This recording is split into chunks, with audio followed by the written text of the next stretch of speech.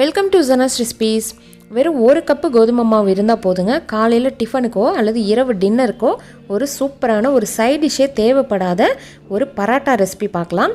அதுவும் இது பார்த்திங்கன்னா லேயராக ரொம்ப சூப்பராக இருக்கும். ஒரு டிஃப்ரெண்ட்டாக இருக்கக்கூடிய இந்த பராட்டா ரெசிபி பார்க்குறதுக்கு முன்னாடி நம்ம சேனல் ஜனாஸ் ரெசிபி மறக்காமல் சப்ஸ்கிரைப் பண்ணிவிட்டு பக்கத்தில் இருக்க பெல் ஐக்கானை கிளிக் பண்ணுங்கள். ஓகே ஃப்ரெண்ட்ஸ், இப்போ வாங்க செய்ய ஆரம்பிச்சிடலாம். ஃபஸ்ட்டு ஒரு மிக்சிங் பவுல் எடுத்து வச்சுக்கோங்க. அதில் ஒரு கப்பு கோதுமை மாவு போட்டுக்கோங்க. இந்த ஒரு கப்புக்கு பார்த்தீங்கன்னா 3 பேர், அதாவது 3 பரோட்டா சாப்பிடலாம். நீங்கள் டபுளாவோ ட்ரிபிளாவோ பண்ணிக்கோங்க. ஒரு பிஞ்ச் உப்பு போட்டுக்கோங்க. கோதுமை மாவு கூடவே உப்பு போட்டுக்கோங்க. 1 டேபிள் ஸ்பூன் ஆயில் ஊற்றிக்கோங்க. இப்போ இது எல்லாத்தையும் சேர்த்து இப்போ இந்த ஒரு கப்பு மாவுக்கு 1 கப்பு தண்ணி ஊற்ற போகிறோம்.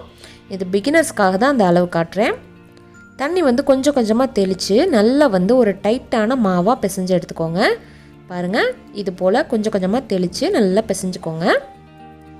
இப்போ 1 கப்பு மாவுக்கு நம்மளுக்கு 1 கப்பு தண்ணி யூஸ் ஆகிருக்குது. சில மாவெல்லாம் பார்த்திங்கன்னா ரொம்ப தண்ணி குடிக்கும். அது மாதிரி இருந்துச்சுன்னா நீங்கள் கூட கொஞ்சம் ஊற்றுற மாதிரி இருக்கும். இது போல் நல்லா டைட்டாக கொஞ்சம் சாஃப்டாகவும் பிசைஞ்சு தனியாக வச்சுக்கலாம். இப்போ நம்மளுக்கு இவ்வளோ தண்ணி மிச்சமாக இருக்குது. இப்போ இதை மூடி வச்சு ஒரு 10 நிமிஷம் ஊற வச்சுருங்க.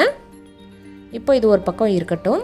இப்போ இந்த பரோட்டாவுக்கு பூண்டு ஒரு 15 குட்டி பல் பூண்டு எடுத்திருக்கேன். நீங்கள் பூண்டு கொஞ்சம் பெரிய பல்லாக இருந்துச்சுன்னா ஒரு 4-5 போதும். எடுத்து வச்சுருக்க பூண்டை இது போல் நல்லா இடித்து தட்டி வச்சுக்கலாம். மிக்சியில் போட்டால் ரொம்ப அரைஞ்சிரும். நம்மளுக்கு கொஞ்சம் கொரகொரப்பாக தான் வேணும். அதனால் இது போல் நல்லா தட்டிக்கோங்க. இப்போ இந்தளவுக்கு தட்டியாச்சு. இதை நம்ம தனியாக எடுத்து வச்சுக்கலாம். பாருங்கள், இந்த அளவுக்கு தட்டி வச்சுக்கோங்க. மிக்சியில் அரைக்கிறதா இருந்தாலும் அரைச்சிக்கலாம். இப்போது 2 டேபிள் ஸ்பூன் ஒரு கிண்ணத்தில் பட்டர் போட்டுக்கோங்க, அதாவது வெண்ணெய் போட்டுக்கோங்க.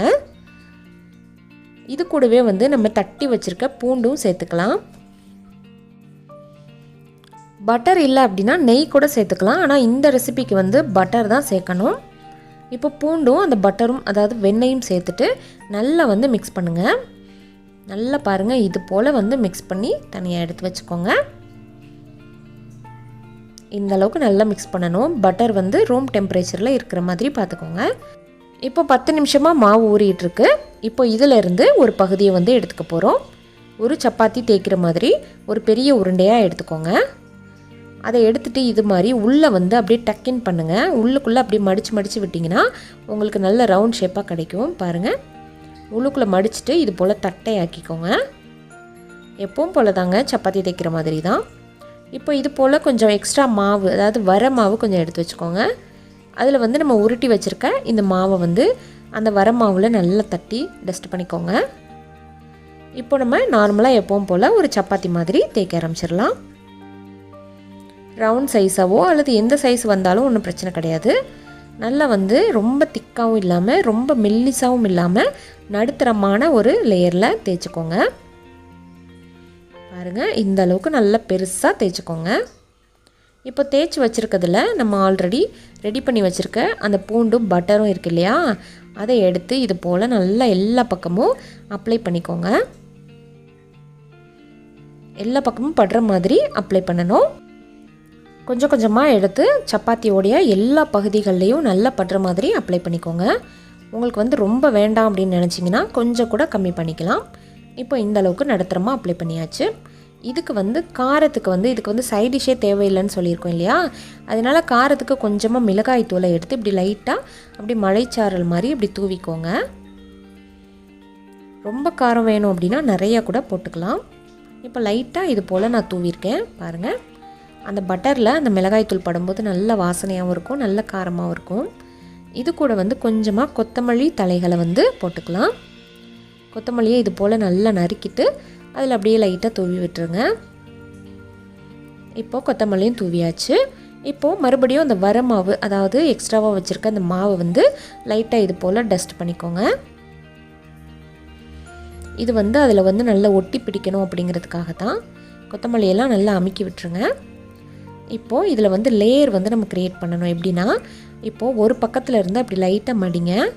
அப்படி தூக்கி விட்டு என்ன பண்ணணும், மடிக்கணும். ஒரு பக்கம் தூக்குங்க, ஒரு பக்கம் அப்படியே அழுத்திடுங்க. இப்போ பாருங்கள், இப்படி தூக்கிட்டு அப்படியே அழுத்திடுங்க. நல்லா இந்த புடவைக்கெல்லாம் பார்த்திங்கன்னா கொசுவம் மடிப்போம் இல்லையா, அது போல் நல்லா மடிச்சுக்கோங்க. மடிச்சுட்டு லைட்டாக அப்பப்போ வந்து கொஞ்சம் வரமாவு அப்படி போட்டுக்கோங்க, லைட்டாக தூவிக்கோங்க. இப்போ இந்த ஃபினிஷாக அந்த ஃபைனலாக இருக்கிறதையும் இது போல் அப்படியே கொசுவத்துக்கு மாதிரியே மடிச்சிருங்க. மடித்ததுக்கப்புறம் என்ன பண்ணுங்கள், இப்படி லைட்டாக ஓரத்துலேருந்து இப்படி சுருட்டுங்க. நம்ம லச்சா பரோட்டா பண்ணுற மாதிரி அப்படி சுருட்டிக்கிட்டே வாங்க. அப்படி இழுத்து பிடிச்சி நல்லா சுருட்டுங்க. சுருட்டிட்டு அந்த ஃபைனலாக இருக்கிறத அப்படியே உள்ளுக்குள்ளே அப்படி மடித்து விட்டுருங்க. மடித்து விட்டு கையில் வச்சு ஒரு அழுத்தம் கொடுத்துருங்க. அதுக்கு மேலே கொஞ்சமாக மாவு தூவிக்கோங்க. இப்போ 2 சைடும் வந்து நீங்கள் மாவு தூவிக்கிட்டே இருக்கணும். ஏன்னு சொன்னால் நம்ம வந்து வெண்ணெய் போட்டிருக்கிறதுனால சப்பாத்தி கட்டையில் ஒட்டிக்கிறோம். அதனால் அப்பப்போ மாவு தூவிட்டு லைட்டாக வந்து இதை வந்து தேய்க்க ஆரம்பிச்சிருங்க. ரொம்ப போட்டு ஹார்ஷாக தேய்ச்சிட்டிங்கன்னா அந்த லேயர்ஸ் எல்லாம் வந்து ஒட்டிடும். அதனால் ரொம்ப ரொம்ப லைட்டாக அப்படி லைட்டாக ஜென்டிலாக தேய்ச்சிருங்க. பாருங்கள், இது போல் ஓரளவுக்கு அகலமாக தேய்ச்சி வச்சுருங்க. மீடியம் சைஸ் பரோட்டா மாதிரி தேய்ச்சாச்சு. இப்போ தோசைக்கல்லை நல்லா ஹீட் பண்ணிக்கோங்க. பாருங்கள், தோசைக்கல் நல்லா ஹீட் ஆனதுக்கப்புறம் நம்ம தேய்ச்சி வச்சுருக்க இந்த கார்லிக் பரோட்டாவை உள்ளே போட்டுருங்க. ஒரு பக்கம் நல்லா வெந்ததுக்கப்புறம் அப்படி லைட்டாக அடுத்த பக்கம் திருப்பி விடுங்க. பாருங்கள், இது போல் நல்லா திருப்பியாச்சு. 2 பக்கத்துக்கும் தேவையான அளவுக்கு ஆயில் ஊற்றிக்கோங்க. நெய் கூட யூஸ் பண்ணிக்கலாம், அல்லது வெண்ணெய் கூட நீங்கள் வந்து இதில் போட்டுக்கலாம். நான் வந்து ஆயில் ஊற்றுறேன். இப்போ பாருங்கள் எவ்வளோ லேயர்ஸ் வந்திருக்குன்னு சொல்லிட்டு. இது மாதிரி தாங்க லேயர்ஸாக வரணும்.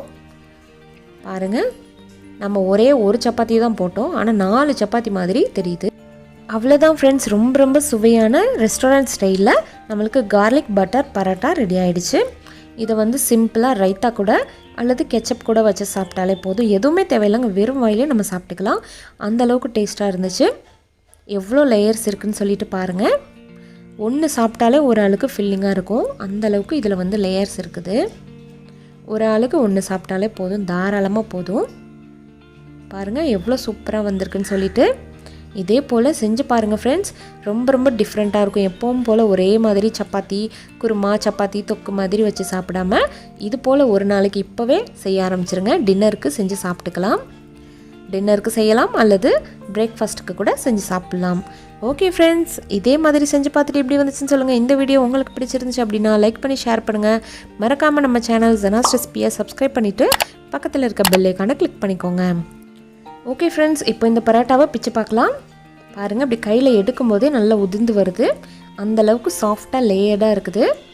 இதை வந்து ரைத்தா கூடயும் கெச்சப் கூடயும் வச்சு சாப்பிட்டுக்கலாம். ரொம்ப ரொம்ப டேஸ்ட்டாக இருக்குது. செஞ்சு பார்த்துட்டு எப்படி வந்துச்சுன்னு சொல்லுங்கள். தேங்க்யூ, தேங்க்ஸ் ஃபார் வாட்சிங்.